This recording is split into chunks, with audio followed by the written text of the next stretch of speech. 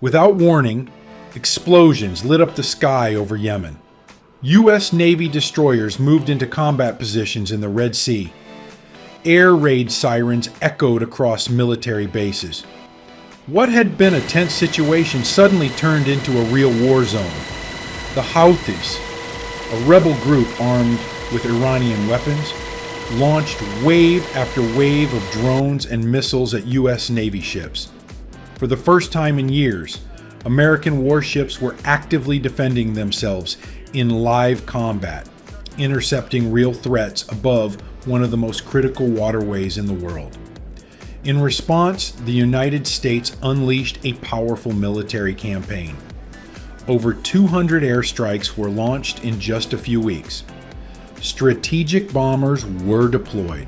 Surveillance drones flew missions day and night until the Houthis started shooting those down too. This is not a drill. This is not a regional skirmish. This is a dangerous and rapidly escalating conflict between the U.S. Navy and a militant group that has proven it can strike with precision, persistence, and deadly intent, and it's happening right now in the Red Sea. Houthi militants, backed by Iran, have been stepping up their attacks since late 2023. In the past few months, they've launched dozens of missiles and drones at U.S. Navy ships operating in the Red Sea and Gulf of Aden. Their goal? To disrupt traffic, show military power, and send a clear political message. In early 2025, the Houthis even claimed they had fired on the USS Harry S. Truman, a U.S. aircraft carrier in the region.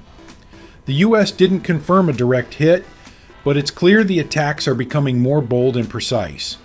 Other ships like the USS Carney, USS Laboon, and USS Gravely have had to shoot down drones and missiles during real combat situations at sea.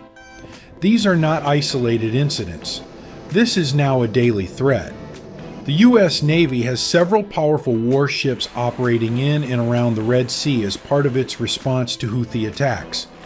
These include Arleigh Burke-class destroyers like the USS Carney, DDG-64, USS Laboon, and USS Gravely, all equipped with the Aegis combat system, designed to detect and destroy incoming missiles and drones.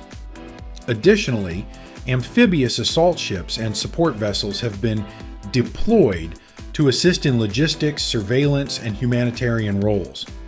The USS Dwight D. Eisenhower Carrier Strike Group has also operated in the region, offering air support and rapid response capabilities. These ships work together as a highly coordinated naval task force, constantly patrolling the waters and ready to defend against any aerial or surface threat. To defend international waters, the U.S. launched Operation Prosperity Guardian, a combined naval effort with ships from several countries. Its main goal is to protect commercial vessels and stop Houthi attacks before they hit their targets. In March and April 2025, the U.S. began launching airstrikes on Yemen, hitting Houthi missile launch sites, drone storage facilities, and command centers. The strikes are ongoing, and according to Houthi sources, dozens of their fighters have been killed. The Navy isn't acting alone. In April, the U.S. deployed 6 B-2 Spirit stealth bombers to the Diego Garcia Air Base in the Indian Ocean. These bombers are designed to fly long-range missions and strike without being detected. Their presence shows that the U.S. is ready to escalate if needed. So far, the bombers haven't launched attacks, but the message is clear. American firepower is watching. While the U.S. carries out strikes, it also relies heavily on drones like the MQ-9 Reaper to monitor enemy movements. These drones can stay in the air for over 24 hours and send real-time surveillance data to Navy ships and command posts. But even this high-tech equipment isn't safe anymore.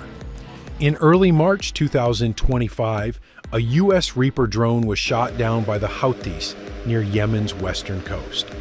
Then, on March 31st, and again on April 3rd, 2 more drones were brought down. all likely using Iranian-supplied surface-to-air missiles. These drone losses are a serious concern. They show that the Houthis are not only launching attacks, they can also defend their airspace and hit back.